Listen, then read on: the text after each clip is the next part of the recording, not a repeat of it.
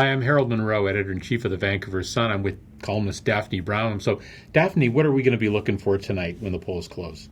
Well, it's so exciting. For the first time in memory, British Columbia actually matters, and it really matters as the polls are closing. I mean, it's part of the reason the polls are actually closing earlier here than they used to. But what we're looking for here, I think, is because it's so close, there's so many close races. Some of the races that we might not have thought were going to be so close. There's some cabinet ministers that could be former cabinet ministers who could be in trouble. There've been some nasty campaigns, so it's not clear exactly who's going to come out in some of these ridings. I mean, I've heard, for example, that Harjit Sajjan's having a bit of a tough battle in Vancouver South, and I've heard that Jonathan Wilkinson's in quite tough in his North Two Vancouver very riding. prominent cabinet ministers. And then of course we've got Jody Wilson-Raybould, and this is like the ultimate smackdown because except for Jody Wilson-Raybould and what happened over SNC-Lavalin, this would have been a walk for the Liberals. And so this election really turned because of what happened with Jody Wilson-Raybould. So can the Liberals take back that riding? Will she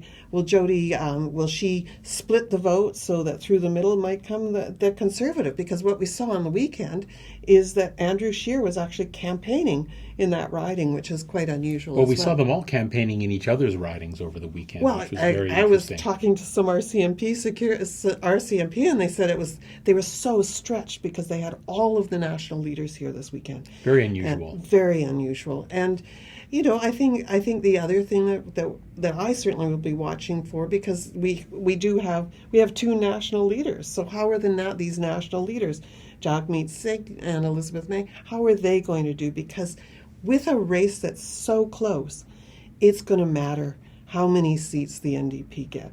Because if the Liberals get enough seats that together with the NDP, they might be able to form government, that's a possibility.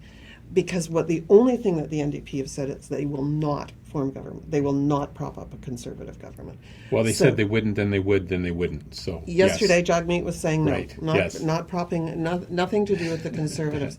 So, well, I guess depending if it's super close, then even a few seats for the Greens could matter. I mean, I know Elizabeth May spent a lot of time on Vancouver Island trying to grow her seat count over there, particularly in the Victoria area. So that'll be interesting to watch too. And then, of course, which we'll be watching from afar, is what happens to the Bloc Québécois, because again, they're a party that would be probably not likely to support the Conservatives, but you never know in these things. And then the question becomes, if it really is as close as the polls are saying, then it will be like our British Columbia election, our provincial election. It could be so close that we don't know until the recounts are done, until negotiations are done. And so the strategy for some people, I know I was talking to some of the NDP strategists yesterday, and what they're saying is they're just going to sit back and wait.